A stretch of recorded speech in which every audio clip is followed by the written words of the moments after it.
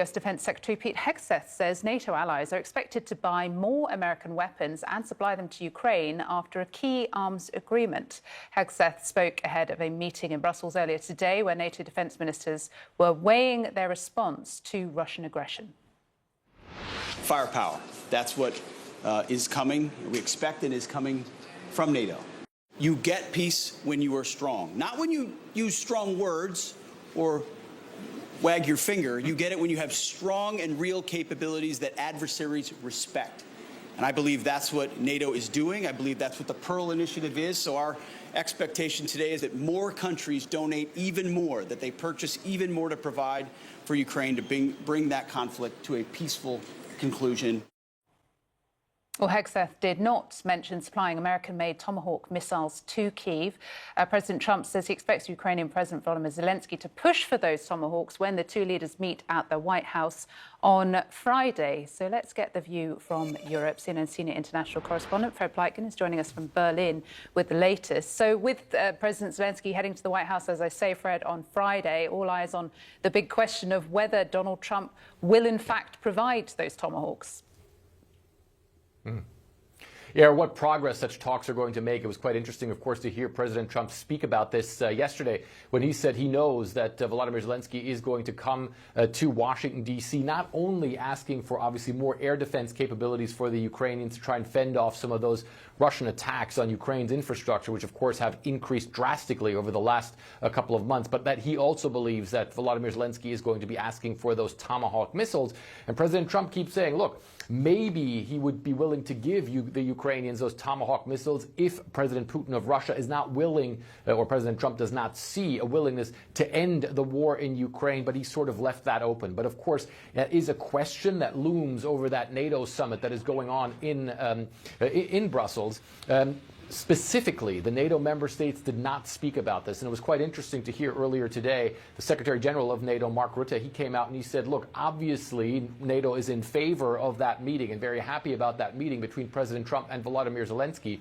But any questions about supplying Tomahawk missiles to the Ukrainians is a bilateral issue between the United States and between Ukraine, both if the U.S. directly supplied those weapons to the Ukrainians, but also if under that Pearl Initiative that we just heard Pete Hegseth, the U.S. Secretary of War, speak about, the U.S. were to sell those weapons to European NATO member states to then give them to Ukraine. The U.S. obviously would have to sign off on those being transferred and how those would be used by the Ukrainians as well. So it's a question that looms over that summit, but certainly not one that anybody who's at that summit is willing to speak about directly. Pete Hegseth, of course, speaking at length about that Pearl Initiative and about the fact that many NATO member states have committed to spending more on defense. One of the points that he made, obviously always good for a one-liner, he said it's time for NATO member states to turn goals into guns, as he put it, Christina. Very catchy.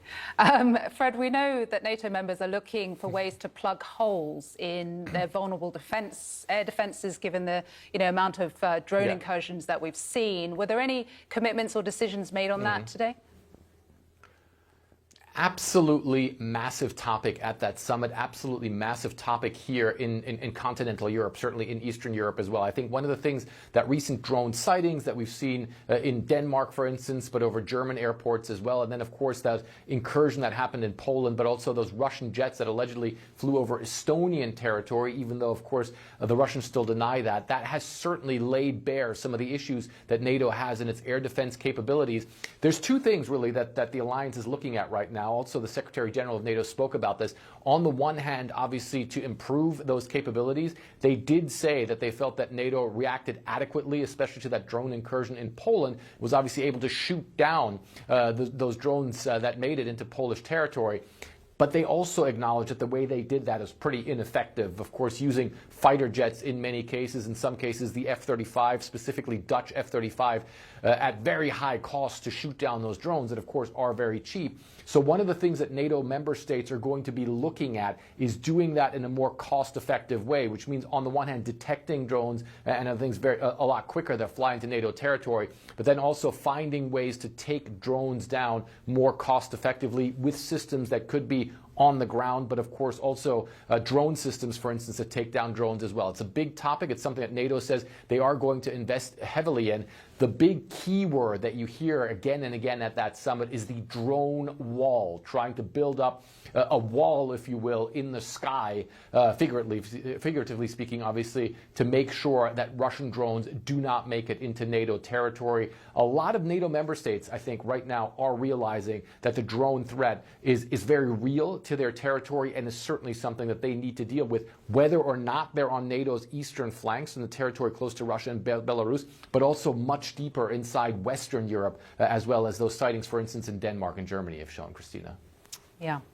I know you'll continue to follow this, Fred, as we look ahead to that meeting between Zelensky and Trump this Friday. Thank you for now.